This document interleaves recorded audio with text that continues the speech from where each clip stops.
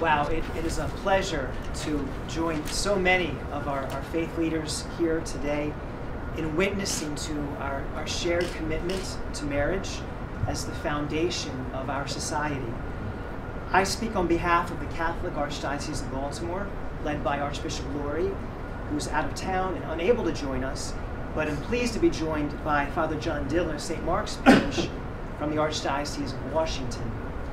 As we come down the final stretch to Election Day, it's wonderful to celebrate the amazing enthusiasm and the hard work that so many of you have devoted to upholding the definition of marriage here in our state.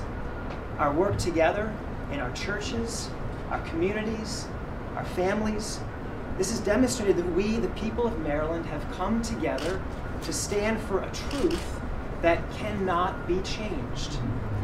Now, these days, it's not always easy to proclaim our deeply held belief that marriage, as created by God and given to us by nature, can only be the union of one man and one woman.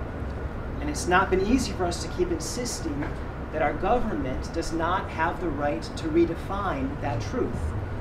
We know in the midst of this struggle that we have stood against very powerful political forces and also the deep pockets of Hollywood and other special interest groups. But we know, too, the joy and the power of being united in the truth about marriage, united across faiths, across races, across political parties, and across time. That truth and the many generations who have handed that truth of marriage on to us will not allow us, will not permit us to be silent.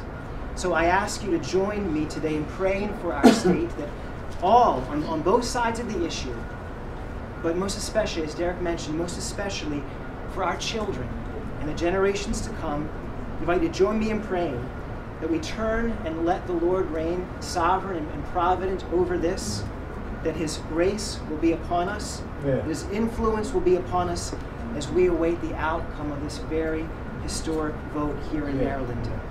We pray that the Lord might strengthen our resolve and help us to remember that He has already, He's already won the ultimate victory for us.